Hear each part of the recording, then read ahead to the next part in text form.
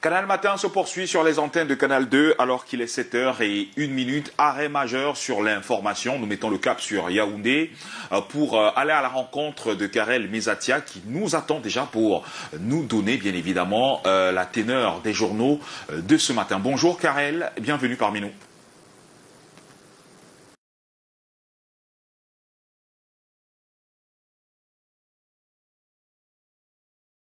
Madame, messieurs, bonjour. C'est avec le même plaisir que je vous retrouve ce mardi matin pour la lecture transversale des journaux en direct des studios de la cité capitale. Une fois n'est pas coutume, sport.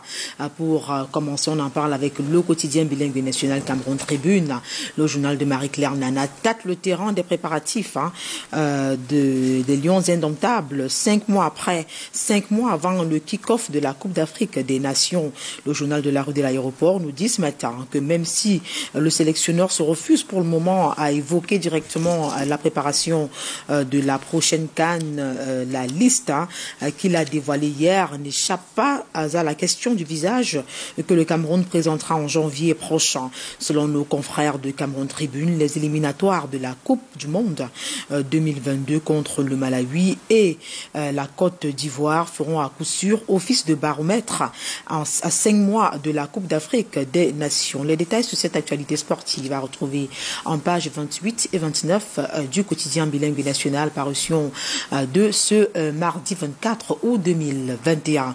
Toujours en sport, le Pélican nous amène dans la Haute-Sanaga où le coup de filet ou la coupe ou le coup de sifflet final, j'y arrive, où le coup de sifflet final du championnat de vacances vient de retentir. Le journal nous informe que les tacles, dribbles et jeux de jambes des anciennes gloires du football camerounais ont soulevé l'Embeyezoum sous la conduite du capitaine de circonstance Mabouan Kessak, dit Pelé. Les anciens lions indomptables du football, toutes générations confondues, ont livré une rencontre de gala contre les élites locales avec pour capitaine le promoteur de cette fête du ballon rond. Du beau spectacle pour le plaisir de la population de cette partie du pays. Les détails à retrouver dans le journal de Jules Brice Ngaba, le journal de Pélican paru ce mardi 24 août 2021. Du sport en éducation, le quotidien Émergence nous permet d'ouvrir cette autre page de la lecture transversale des journaux en direct des studios de la cité capitale. Le journal de Magnus Biaga s'intéresse à la chasse aux établissements clandestins. 179 écoles déjà fermées dans les régions du centre, littoral et l'ouest, précise donc le premier quotidien privé bilingue au Cameroun. La région du centre dénombre 42, parmi lesquels 28 dans le département du Fundi, qui vient d'être donc scellé par une équipe constituée du chef de service des établissements scolaires, le représentant du délégué régional des enseignements secondaires pour le centre et l'inspecteur général des services du gouverneur. L'opération vise à assainir le milieu éducatif pollué par des personnes à la moralité douteuse. C'est le chapitre principal du quotidien Émergence. Les détails à retrouver en page 5 de ce journal. On continue avec le quotidien Mutation. Au menu économie franc CFA, la CEMAC à cache-cache, c'est la principale information donc à lire dans les colonnes du journal de Georges-Alain Boyomo, lequel indique ce mardi matin que la coopération monétaire avec la France a été simplement effleurée au cours donc du dernier sommet extraordinaire des chefs d'État de la communauté économique et monétaire de l'Afrique centrale, alors que l'Afrique de l'Ouest s'est déjà engagée pour l'écho dès 2027. Le quotidien Mutation y consacre beaucoup d'énergie. Lire le décryptage de nos confrères en page 8 et en page 9.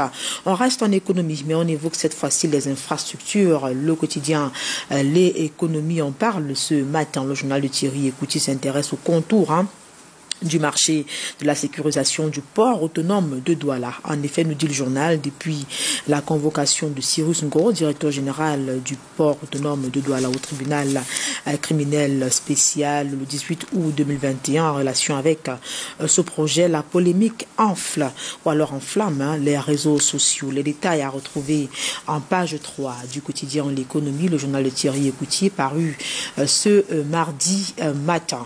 L'information relative au détournement présumé des deniers publics au port de Douala constitue également le plat de résistance de Camer Presse, le journal qui titre à la une « Le cabinet à tout et les biens du PAD » nous dit ce matin que les instructions gouvernementales de mettre fin à sa gestion du patrimoine devant revenir au port autonome de Douala restent sans suite. Jeudi prochain étant un jour crucial au ministère des Domaines, du Cadastre et des Affaires foncières. Le journal de Justin Blaise Akono précise en outre que le passage de Cyrus Ngo, directeur général du PAD, devant le TCS la semaine dernière, a révélé qu'il s'agit d'une dénonciation du cabinet à tout. Camer Presse met à votre disposition la mise au point du port autonome de Douala et le décret du chef de l'État relatif donc au bien devant revenir au port autonome de Douala. Les détails sur cette information-là, sur ce taxe-là emprunté par Camer Presse à retrouver dans les colonnes du journal. L'essentiel aussi marque un temps d'arrêt sur la bataille du port qui, du point de vue du journal, fait rage. Le hebdomadaire d'information et d'analyse estime que Bolloré ne lâche pas prise. Le cabinet a tout hors jeu. L'affaire va de procès en procès. Et puis 5 années de transformation, une bonne santé financière évidente, ainsi que l'assurance des nationaux à lire dans le journal. C'est le dossier d'ailleurs, c'est d'ailleurs le dossier de la rédaction du journal. L'essentiel à retrouver en page 3, 4 et 5. Question, quittons le port autonome de Douala pour nous rendre sur nos axes routiers qui enregistrent ces derniers temps un bilan lourd en perte de vies humaines due aux accidents de la circulation. Terre promise, hebdo met les pleins phares sur cette activité. N'y a-t-il donc vraiment rien à faire? S'interroge le journal qui précise que les morts des accidents de la circulation se sont encore comptés par dizaines la semaine dernière, alors que le sang de 40 personnes décédées sur les routes au début du mois d'août avait à peine séché. Selon le journal, l'opinion publique s'interroge à juste titre sur les causes d'un phénomène macabre qui est loin d'être une fatalité. C'est le dossier de la rédaction du journal Terre Promise Hebdo. Les informations, les détails sur cette information-là à retrouver en page 5, 6 et 7. Et puisqu'on parle de drame, le journal The Guardian Post nous fait savoir que du côté d'Akou, dans la région du nord-ouest Cameroun, les forces de défense et de sécurité et la population se sont protégées des attaques de plus de 80 ambazoniens qui ont envahi la ville. Plus de 80 ambazoniens qui ont envahi la ville. Les locaux des autorités municipales, leurs résidences, ainsi que plus de 58 marchés détruits, tout comme des véhicules. Le journal de nos confrères d'expression anglaise de Christian Nga en parle au détail près en page 3 dans sa parution de ce mardi 24 août 2021. Des terroristes qui, du point de vue du quotidien Réalité Plus, sont foutus au nord-ouest et au sud-ouest. Le président Paul Biya envoie une mission de commando au Nigeria pour rencontrer le président Buhari, nous dit le journal de Paul Ngware Kinji. Le journal nous informe que la 5e session du comité frontalier Cameroun-Nigeria se tient ce mardi 24 et mercredi 25 du côté d'Abuja, c'est au Nigeria. 5 gouverneurs des régions et 7 hautes personnalités de la République conduites par le ministre de l'administration territoriale Paul Atanganji s'y rendront donc pour participer à ces travaux-là. Ils vont signer une convention pour stopper les mouvements des mercenaires des armes, des munitions et de l'argent du Nigeria au Cameroun pour un retour à la paix dans les régions dites anglophones dans notre pays. Les précisions à retrouver de la page 2 à la page 3 du quotidien Réalité Plus de Paul Ngware Kinji, parution de ce mardi matin. La crise dans le Nozo barre également la une du journal 7 Info.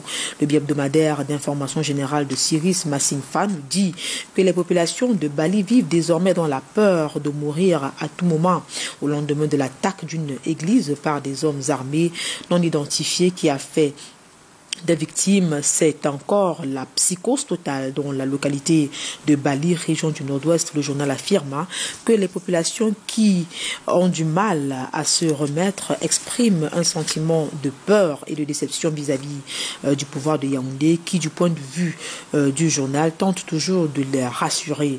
Des témoins accusent les séparatistes de nombreuses incursions dans la ville destinées à intimider la population et à commettre des exactions regrettables. Les détails à retrouver donc dans le journal. Cette info qui nous est parvenue ce mardi matin. Autre journal, autre information. La revue de presse poursuit en santé. On parle justement santé avec Éco Santé. Le journal s'intéresse spécifiquement à l'ophtalmologie. Le journal de Joseph Mbemboum annonce donc la synergie d'action entre l'hôpital La Cantini et Meissi pour réduire les évacuations. Deux formations hospitalières de référence ont donc paraphé la convention de partenariat relative ce lundi dernier. C'était donc dans l'optique de répondre aux attentes des patients souffrant des problèmes oculaires. Les précisions à retrouver, les précisions sur cette information en santé à retrouver dans le journal Éco-Santé, précisément en page 7. Nous avons également reçu l'Albatros. Le journal revient sur le top départ des travaux de bitumage de Nkolmesong et Oyomabang. Le projet de développement des villes inclusives et résilientes est dans sa phase d'exécution pour les chantiers de voirie prévus donc à Yaoundé. Le premier coup d'envoi, vous le savez certainement, a été donné le 17 août dernier par le ministre de l'Habitat et du Développement urbain Célestine Kétia-Cortez. Le journal L'Albatros en parle encore ce mardi matin. Détail à l'appui. L'épervier nous a également parvenu aujourd'hui. Au menu du journal, élection présidentielle de 2018 au Cameroun. Le journal estime que Paul Atangandji a assuré bien avant l'élection présidentielle, nous dit ce journal. Certains individus mal intentionnés avaient prévu ou alors prédit le renversement du régime de Yaoundé, mais le ministre de l'administration territoriale a eu une longueur d'avance sur certains opposants camerounais dont l'objectif était de troubler l'élection au Cameroun. C'est le journal L'Épervier, le journal de feu, Sa Majesté Léopold Clovis Noudjo, paix à son âme, qui nous est également parvenu ce matin. Le journal donc en parle en plus détail dans sa parution de ce mardi. Et ces journaux qui nous parviennent à l'instant. Vision économique, avec Vision économique, on parle de route sans minima Wesso. Les présidents Biya et Sassou Nguesso font voler les barrières transfrontalières en éclats, exécutés donc à plus de 94%. Les travaux de cette importante axe routier qui relie le Cameroun au Congo s'achèvent en décembre prochain, dit le journal. L'ouverture de cette route transfrontalière est la matérialisation de la volonté des chefs d'État suscité de concrétiser le projet de la libre circulation en zone CEMAC. Nous avons également reçu Continental Info.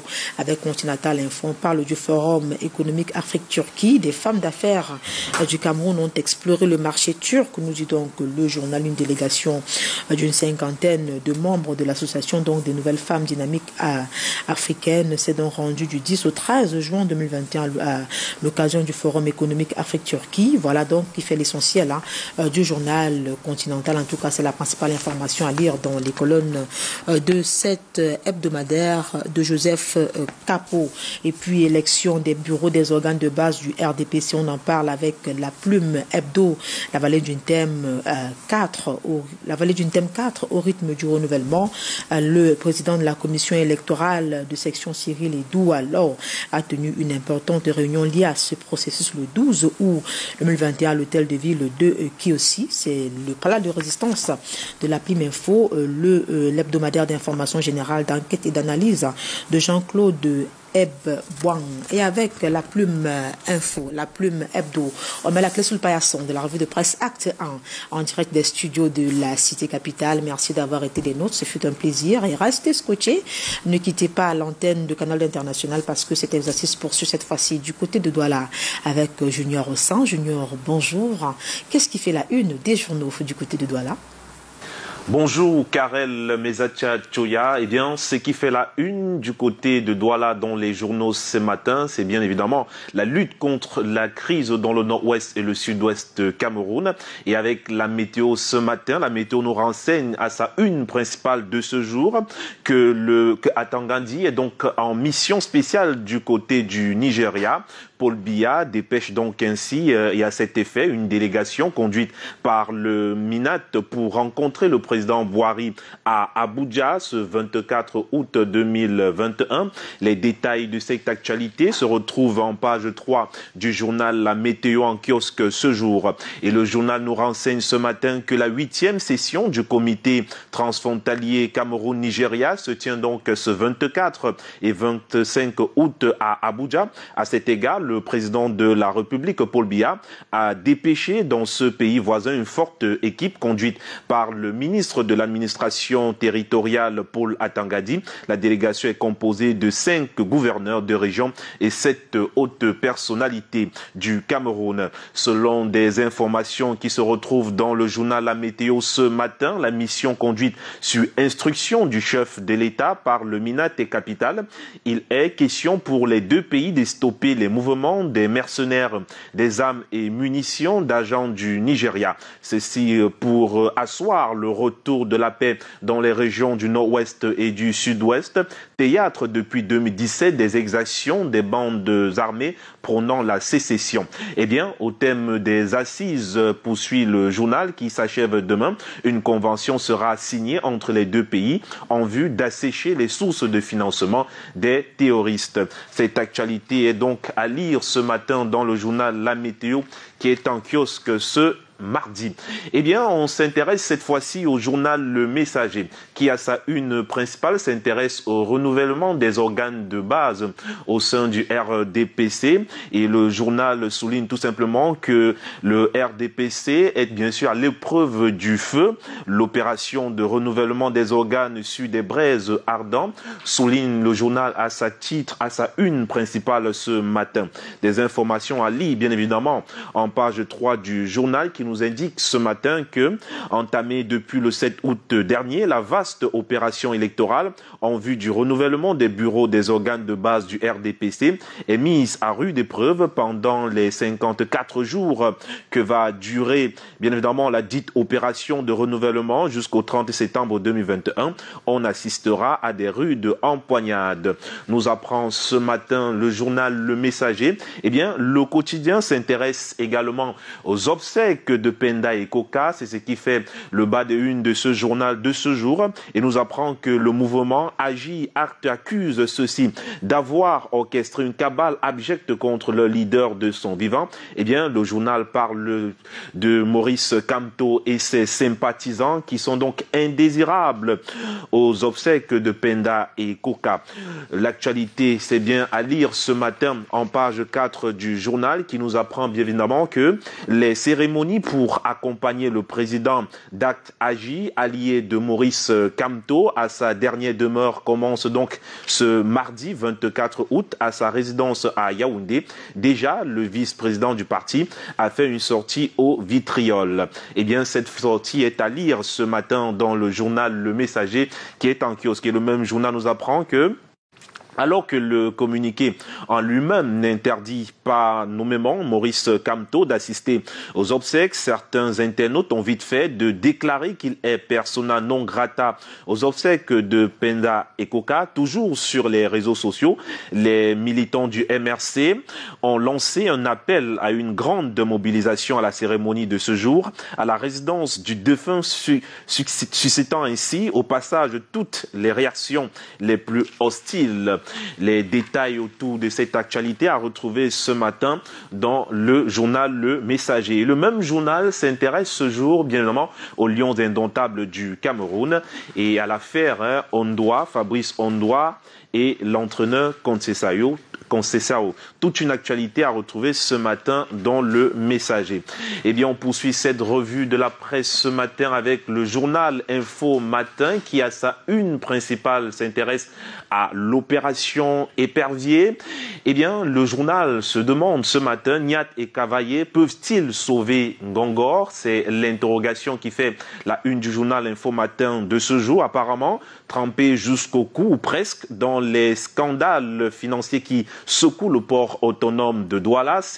Secrétaire général, le ministre d'État, secrétaire général de la présidence de la République aurait sollicité des présidents du Sénat et de l'Assemblée une intercession auprès du chef de l'État afin que ce dernier puisse le protéger de ses éventuels ennuis judiciaires. Voilà donc qui est dit dans le journal Info Matin, le quotidien qui nous renseigne bien évidemment sur cette affaire d'opération Épervier. L'information est à lire en page 3 du journal en kiosque ce mardi. Et avec la nouvelle expression également en kiosque ce jour, on s'intéresse à cet effondrement du côté de Douala. 3 morts sur le carreau. Au lieu dit Camp Yabassi, bien évidemment c'est à Douala, une grand-mère et ses 2 petits-fils ont été écrasés par une bâtisse construite en violation de toutes les règles d'urbanisme. L'information qui est en page 8 nous renseigne ce matin que le propriétaire de l'immeuble en chantier, le sieur Otto Philippe, est dans les geôles de la police judiciaire de Bonandio, celui qui était sur le lieu du sinistre dimanche dernier pendant que l'immeuble s'écroulait, est allé lui-même signaler cela à la police. Une plainte pour activité dangereuse a été déposée contre lui à la direction de la police judiciaire de Bonandio.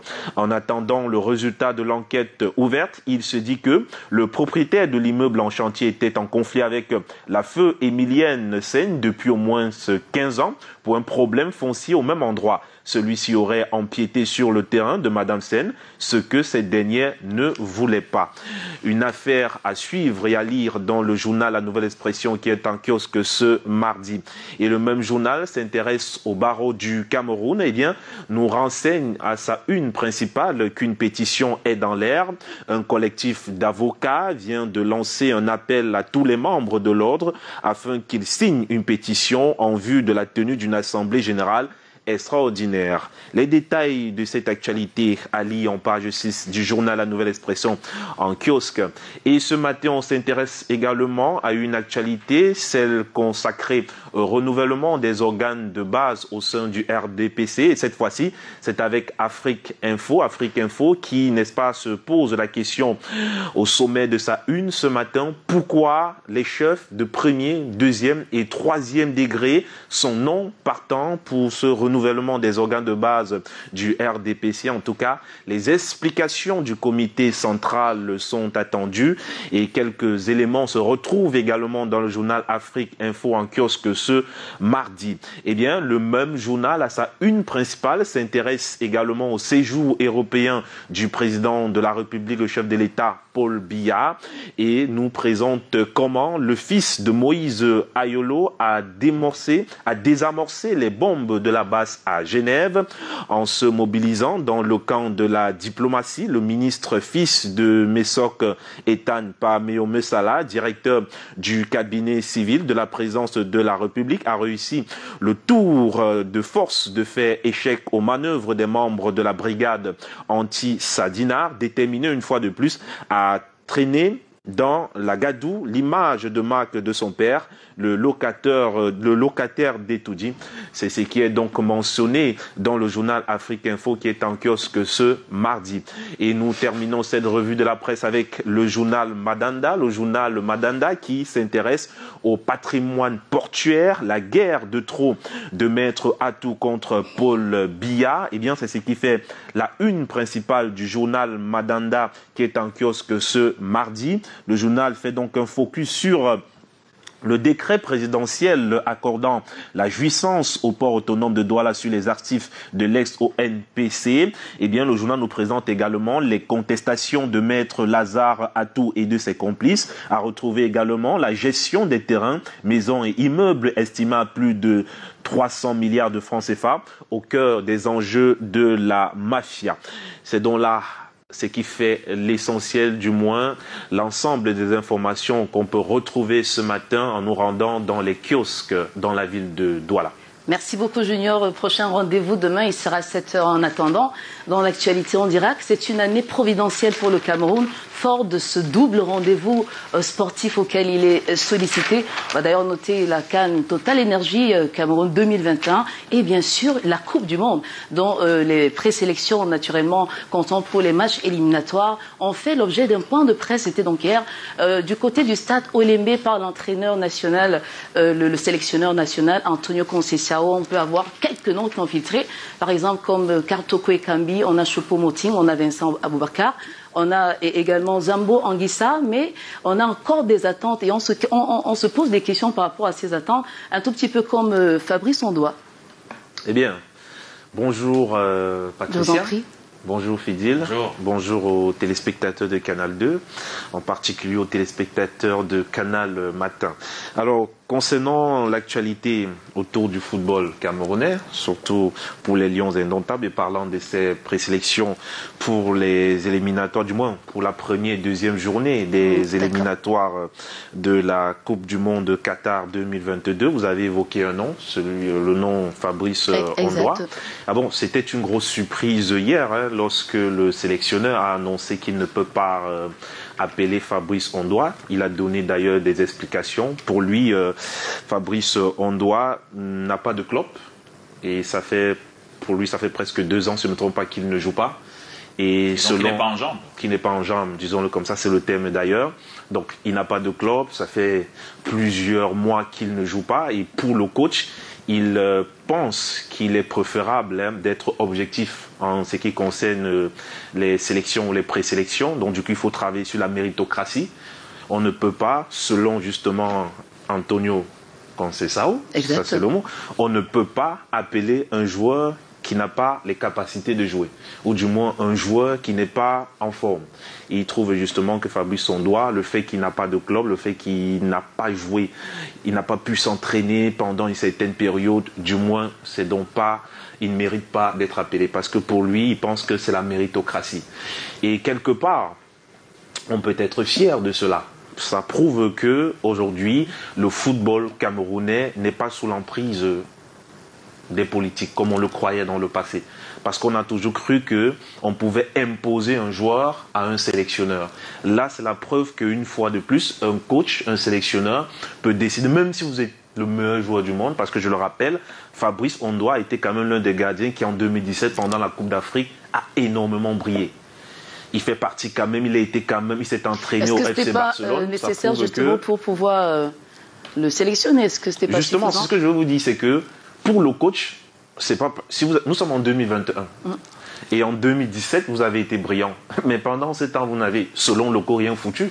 C'est-à-dire, si vous avez permis au Cameroun de gagner une Coupe d'Afrique en 2017, qu'est-ce que vous avez fait en 2018, en 2019, en 2020 et en 2021 pour qu'on vous appelle pour jouer pour 2022. Donc il y a tout ça. Je crois que les sélectionneurs ont leur vision. Et puis ça me permet de regarder un peu cette vision-là qui a été interrogée il y a quelques jours par l'écrivaine Emily Boom, qui s'interrogeait sur sa page, à savoir, il se pourrait que le sélectionneur des Lions annonce déjà les couleurs concernant la CAN. Parce que après le tirage au sort, il semblerait, je n'ai pas lu quelque part, mais il semblerait que le sélectionneur ait dit qu'au Cameroun, on manque des joueurs décisifs. Actuellement, en fait, on manque dans l'équipe nationale des joueurs décisifs comme Samuel Eto'o et Roger Mila. C'est qui a un peu inquiété l'écrivaine qui s'est demandé, mais attends, cet entraîneur, à peine, le match n'est même pas encore joué, il a déjà lui déclaré forfait. Bon, vous comprenez, ça veut dire que chaque entraîneur a sa vision. Pour le coach, il est convaincu qu'actuellement, l'équipe du Cameroun, qui est prête à aller jouer une CAN, est-ce que ce ne sont pas des dispositions qu'il fallait prendre longtemps avant? Est-ce qu'on n'a pas le sentiment, comme on dit vulgairement, nourrir la poule le jour du marché? C'est-à-dire qu'attend le jour J, il y a quelques semaines justement pour...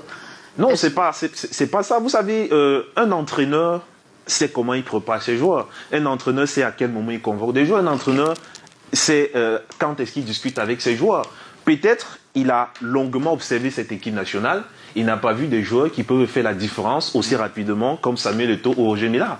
Et cette fois-ci, pour le Qatar, oui, allez-y. Oui, revenons sur le cas de Fabrice Ondoa. On sait qu'il a brillé par mille feux en 2017 d'ailleurs. Cette année-là, on a eu la CAN. Aujourd'hui, il est non partant et il est sans club. Est-ce que vous pensez que ça pourrait handicaper les Lions durant les prochaines compétitions? Il y a justement des journalistes qui se posent la même question. Je vais permettre que je retrouve un article dans le journal de ce matin. Voilà, je l'ai. Donc je vais vous donner des explications. Je vais le lire. Permettez en direct que je le fasse. Alors, c'est le journal qui le dit. Cette explication du technicien portugais semble un peu incohérente. D'une part, c'est vrai qu'Ondoa n'a jamais réussi à s'imposer en club malgré une belle Coupe d'Afrique des Nations, Gabon 2017, remportée par le Cameroun. Eh bien, en revanche, le portier de 25 ans est un joueur de Deportivo Alavés jusqu'en juin 2024. Il s'est engagé avec le club espagnol en fin janvier dernier, après son limogeage du KV Oostende, Belgique. Il a, dans la foulée, été prêté à NK Istra. C'est en Croatie, pour gagner du temps de jeu. Un prêt qui a pris fin en juin dernier, sans qu'il n'atteigne son objectif. Le gardien formé au FC Barcelone est donc rentré à Alavés, où il est actuellement mis au placard. Quoi qu'il en soit, sa non-sélection reste exceptionnelle quand on sait qu'il était toujours convoqué depuis la CAN 2017. Voilà l'une des explications qu'on peut retrouver ce matin dans le journal Le Messager. Voilà, Le Messager. Alors c'est une explication qui est peut-être passionnelle, ou peut-être sportive, ou peut-être du regard d'un journaliste. Et dont la question que vous posez, c'est bien, est-ce que l'absence de Fabrice Ondoa va handicaper l'équipe? Non. Je pense qu'il y a aussi de très bons gardiens à l'équipe nationale. C'est-à-dire que Fabrice Ondoa n'était pas le seul meilleur gardien de l'équipe nationale.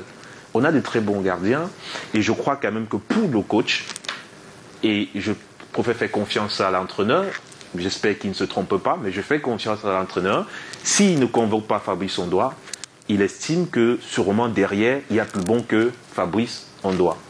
Je penserais, je ne sais pas si Carlos Kameni est encore dans l'équipe nationale, je ne sais pas trop, je ne suis pas très informé là-dessus, mais on a quand même Carlos Kameni, s'il est toujours appelé à l'équipe, on aurait dû regarder la liste ensemble, c'est quand même bête de ma part de ne pas avoir consulté ces listes-là malheureusement, donc toutes mes excuses, mais j'espère si jamais Carlos Kameni est invité, a été convoqué, c'est un bon gardien Carlos, même vu son âge, il reste quand même un très bon gardien. Merci. Donc j'espère que voilà, c'est regrettable de ne pas avoir Fabrice Ondoa, lui qui nous a fait rêver en 2017, mais quand vous lisez, c'est objectif. Il n'est pas en jambes. Il n'est pas en jambes. Quand vous lisez les explications même du journal Le Messager, qui, Marcy, se limite au mois de... Il vous rappelle bien qu'il a été retenu pour 2024, mais malheureusement, on n'est même pas arrivé au bout de cela.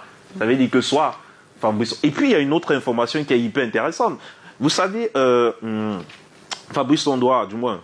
Non, ça ne le concerne pas, ça concerne plutôt Andro Nana, qui a été accusé de dopage. Ça, c'était Andro Nana. Merci beaucoup. Donc, je crois quand même que, espérons qu'avec cette équipe, on pourra aller plus loin. Merci beaucoup, Junior Hussein. Dans le couloir Ma chanson du cœur, vous devez bien les connaître. Até Bazor, il chante. C'est un rythme qui nous vient de la partie nord-ouest du pays. On appelle ça le Ndjang. Aux côtés de Prince Bobé Yeri, ma foi, comme oui, il y a les choses qui arrivent aux autres, ça vous dit? Oui, les deux. Il a d'ailleurs une boutique de c'est vêtements. Cameroun, en fait. Quelque part dans la ville de Douala. Alors, votre cœur, ça penche pour quelle chanson? Non, pour Afro Acom. Merci. Oui. Okay. Excellente journée, Junior. Rendez-vous demain pour la revue de presse. Le temps de vous rappeler, chers téléspectateurs, que votre rendez-vous matinal poursuit son bonhomme de chemin. Alors qu'on est rendu à mardi 24 août 2021. Il n'y a que de belles surprises pour vous. Et là, on va faire un